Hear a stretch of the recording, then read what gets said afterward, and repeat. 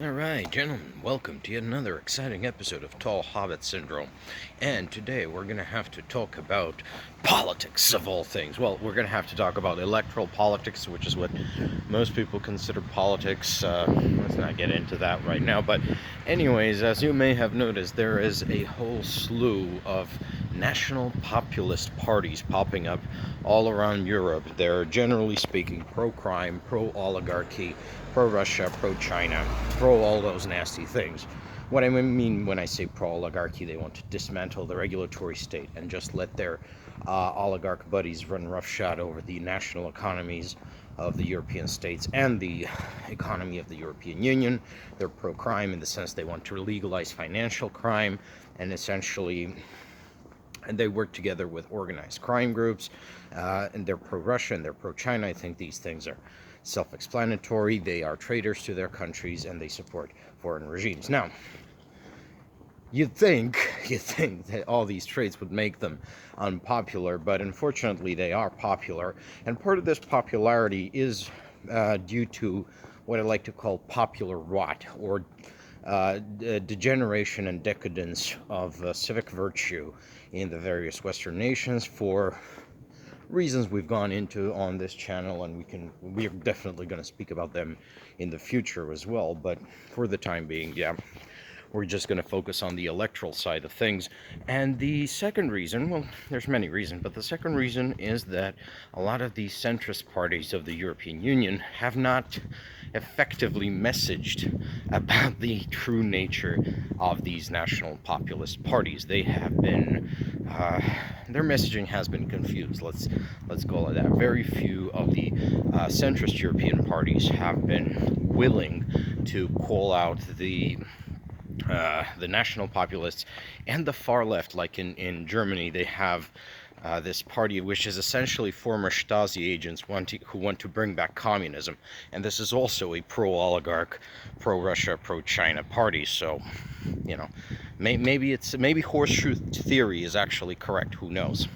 Well, anyways, I have an idea of how these people can be defeated by shifting your messaging. Now, a lot of these national populist parties are international allies of MAGA. They are supported not only by the psychotic orange toddler himself, but also Mr. J.D. Vance with his gender-affirming beard. He's always kvetching about these people being excluded from discourse, calling it an assault on free speech, as if allowing criminals and traitors to spread their poison were, a violation of the doctrine of free speech. I mean, no free speech doctrine, no matter how liberal, has ever permitted sedition. But let's not get into the ideological weeds right now, right? So, how do we defeat these people? Well, my advice to the centrist parties of Europe would be just point out the shit show on the other side of the Atlantic, and not necessarily just America. So we have been documenting the collapse and fall of the once great nation of America on this channel with some alacrity, I might add. We have seen the Elon Musk's Doge just dismantle the regulatory safeguards, which, however, insufficiently protected Americans from the depredations of greed goblins and oligarchs. We have seen him gut the National Weather Service, which provides early warning for hurricanes and other weather-related natural disasters, which led to the death of those, how many was it? 90-something people in Texas who were just swept away by the floods because, they didn't have warning about the floods. They didn't have warning about the hurricane. We have seen him gut the Consumer Financial Protection Bureau and essentially legalizing crypto scamming in the United States, leading to millions of Americans losing money, being scammed out of their hard-earned money by just an international cabal of crypto scammers. We have seen a lot of that. I mean, the crimes are so numerous, the crimes against good governance, and the actual crimes are more numerous than the hairs of an ox, as the old Chinese sages used to say. Well, if a centrist European party wanted to get its messaging on point, all it had to do really is point to the shit show across the Atlantic Ocean. Not necessarily just in America. Argentina is also a shit show. An Argentinian economy has been completely nosedived by these self-destructive libertarian policies which claim that, the state should have no part in the economy. I was like, yeah, that's like saying the skin should have no part in the body. But who am I to say? I mean, I don't have a medical degree. I just like having skin. And now Argentina is going to be bailed out by the America First administration because, well, it's actually one of Scott Bessent's, that's Trump Treasury Secretary. He's one of his friends has a massive investment in Argentina, so they got to bail their people out. That's essentially the core of the Trump administration. They're strip mining America for their own private profit. They and their friends. They did the whole short puts with the crypto, and people are alleging it's Barron Trump, made $190 million on a short put when Trump announced the new round of China tariffs, which you get every week or so. And he's doing that deliberately. He's deliberately sending these shocks with tariff tweets into the economy so that he can manipulate the market and enrich himself. This is crime. Trump is a criminal. Now, if you just point to that and say, well, is that what you want for your country? You want it to be governed by criminals and oligarchs? You want us to be the slaves of the Russians and the Israelis and the Chinese and the Saudis? Because all of these shithole authoritarian countries like Russia, China, Israel, Saudi Arabia, Qatar, they're all in on the Trumpism. They're all in on the MAGA.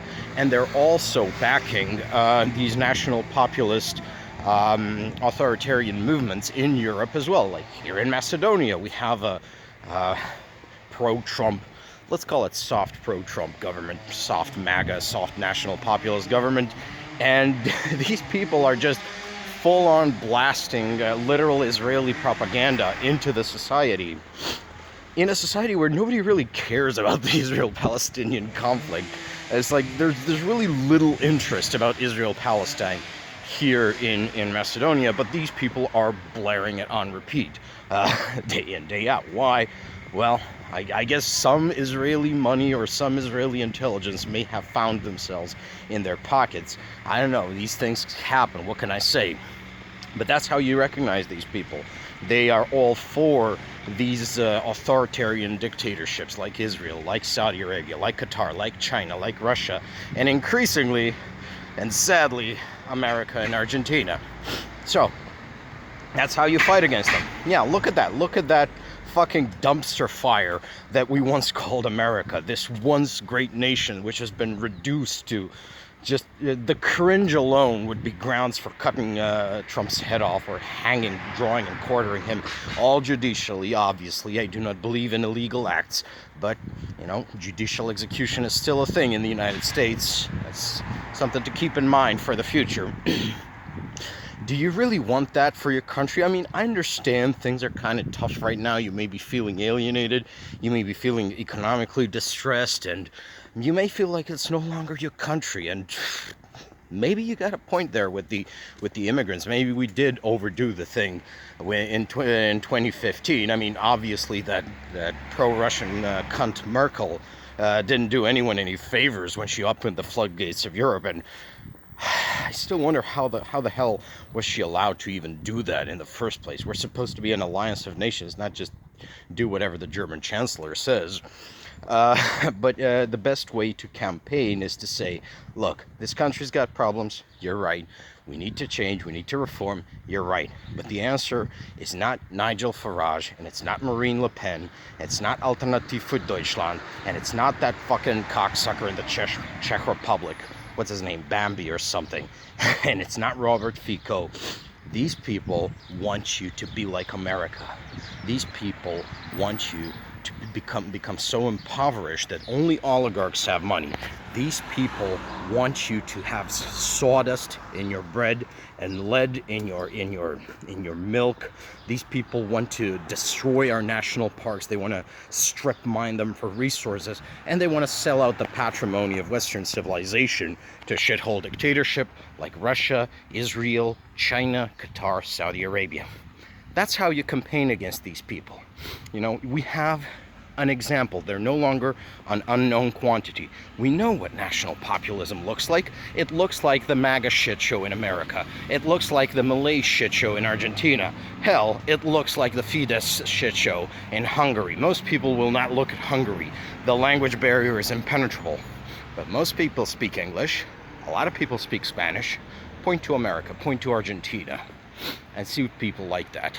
I have a feeling that people like their little privileges here in Europe and are not willing to become serfs to the emerging authoritarian techno oligarchs. Well, I guess that's it for today. See you in the next one. Bye-bye.